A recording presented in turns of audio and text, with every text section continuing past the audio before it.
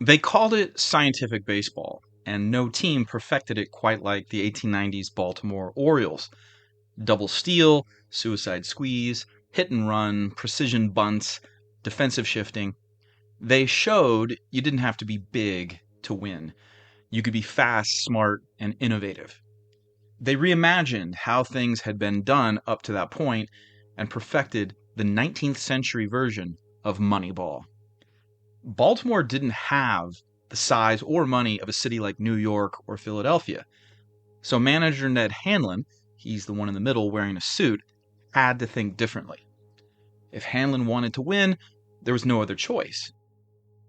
One traditional idea about baseball strategy was straightforward. If someone gets on base, the next batter should try to hit the ball as far as possible and score the runner. Besides, wasn't the point of pro ball for hitters like Big Dan Bruthers to thrill fans with extra base hits? The Cranks wanted to see hard-throwing pitchers like Cy Young and sluggers like Dan Bruthers, not precision bunters. Or did they? Ned Hanlon's achievement really can't be understated. He took the Baltimore Orioles from dead last in the National League in 1892 to its perennial champion in 1894 by recruiting and training a core group of hardscrabble Irishmen, Willie Keeler, John McGraw, Hughie Jennings, and Joe Kelley, and molding them into a smoothly functioning unit that made systematic use of bunts, steals, and smart defensive positioning. Hanlon emphasized the role of teamwork in executing scientific or inside baseball, complete with a system of signs for coaches to communicate with players about different tactical moves. The Baltimore Orioles also bent or broke the rules whenever they could get away with it. Outfielders hit extra balls in the grass at Union Park. Infielders blocked bases and grabbed the belts of opponents. Jack Doyle later said, "I was a hard base runner. You had to be in those days. It wasn't a matter of being rough or dirty. My base running was for just one purpose, to win." Was it cheating or just clever to outfox a lone umpire who couldn't see what Dirty Jack Doyle or Sneaky John McGraw were up to? The story of scientific baseball is at least partially about aesthetics, what baseball should look like. Are beautifully struck doubles superior to skillfully placed bunts or heads-up base running? Was inside baseball the game's best version of itself? Let's talk about the rise and spread of scientific baseball. In basketball, there is much to admire about no-look passes and the three-point shot. For pro baseball, a gracefully turned double play satisfies spectators because it involves various players demonstrating their athleticism and skillful teamwork. In the 1890s, Americans debated how the game was supposed to be played. Was the sport about brute strength, pitchers throwing their hardest, batters trying to hit the ball as hard as possible? To what extent was it about brilliant strategy and superior defense? The game's first-grade power hitters, Sam Thompson, Roger Connor, and Dan Bruthers, posted impressive slugging percentages in the 1880s. They enjoyed celebrity status for their size and extra base hits. In 1893, Ed Delahanty hit 18 triples and 19 home runs. Elite hurlers like Kid Nichols and Cy Young had to respect his right-handed power. Oh, and I should mention something. All the guys I've been talking about were 19th century giants. Cy Young, Dan Bruthers, Roger Connor, and Sam Thompson stood 6 feet 2 inches or taller. Not the Baltimore Orioles. You might be tempted to call them a gang of pipsqueaks. Wee Willie Keeler, the Orioles right fielder, was a short and skinny man standing 5 feet 4 inches, but he bunted better than anyone else in the league and demonstrated, as we will see, that power isn't everything. When I say the Orioles were the original Moneyball team, I say that because manager Ned Hanlon traded for 3 young, undervalued players ahead of the 1894 season, Hughie Jennings, Willie Keeler, and Joe Kelley. Hanlon recognized their offensive potential and will to win. He taught Kelley to play center field and moved the diminutive Keeler from infield to outfield. More importantly, he used spring training to inculcate his vision for a scientific approach to both defense and offense, when to sacrifice, when to squeeze, when to double steal.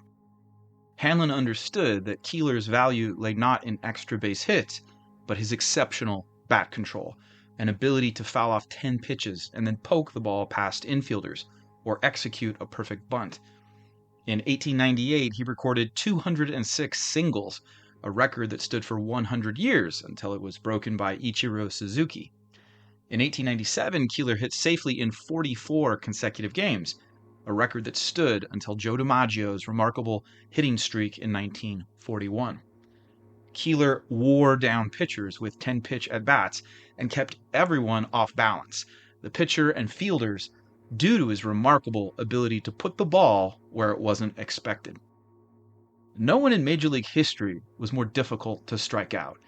In fact, Keeler is one reason the National League changed its rules so that the first 2 uncaught foul balls would be counted as strikes. John McGraw, the Orioles' 5'7" third baseman called Muggsy, retired from baseball with the highest on-base percentage of all time, until he was surpassed by Ted Williams and Babe Ruth. McGraw had a remarkable ability to reach base and score thanks to superior hitting and peerless base running. Ty Cobb is the player most similar to John McGraw in the dead ball era.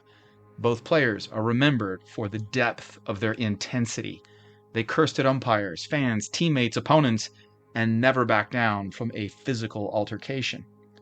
Both demanded excellence of themselves and others. Here, I want to make a brief comment about the Orioles' running game. The 5 best position players in 1895, Hughie Jennings, John McGraw, Willie Keeler, Joe Kelley, and Steve Brody, got on base 44% of the time and stole 250 bases. The only modern equivalent, in terms of speed, if not on-base percentage, would be the 1985 Cardinals, led by Vince Coleman and teammates Willie McGee, Ozzie Smith, Andy Van Slyke, and Tom Herr. Fast teams keep defenders off balance and mentally occupied with an aggressive running game.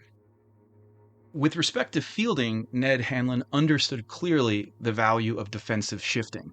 Study the opposition's tendencies and shift the position of your men accordingly. The Orioles also pioneered the Baltimore chop, in which the batter slams the ball in front of home plate, causing it to bounce high enough in the air for the hitter to safely reach first base. The Orioles even used the ballpark itself to gain an edge. Groundskeeper Tom Murphy packed clay and gravel in front of home plate to generate an especially hard surface, useful to the Baltimore chop. He also trimmed the outfield grass to benefit its fielders and their tricks. Traditionalists did not like the Baltimore chop or other facets of scientific baseball, but they could see something obvious. It worked. Another thing to say about the Orioles is that its stars all came from Irish immigrant families accustomed to hardship. Hughie Jennings had worked in Pennsylvania coal mines.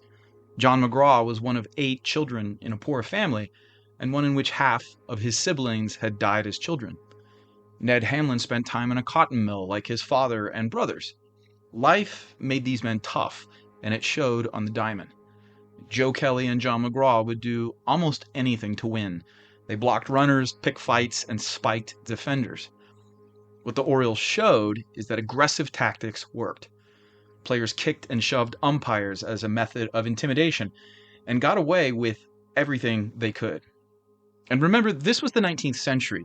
There was just one umpire trying to police all the rowdy players.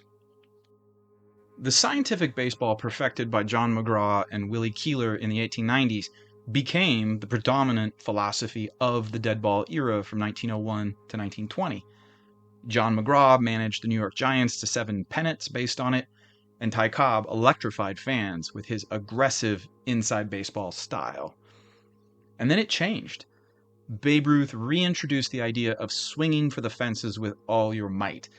You might call him the Big Dan Bruthers of a new live ball era. 80 years later, the Oakland Athletics discovered something important. Speed and defense had become overvalued, while patient hitters who got on base had become undervalued. They leveraged that market inefficiency until everyone else discovered the same thing. But the point is that there's a spiritual connection between Ned Hanlon's Orioles and Billy Beane's Athletics. Both were small market teams that asked an essential question: how can we win under the current rules and conditions? Hey, thanks for watching this one. Let me know what you think of it in the comments, and maybe you have an opinion about baseball aesthetics. That is, what is the game's best version of itself?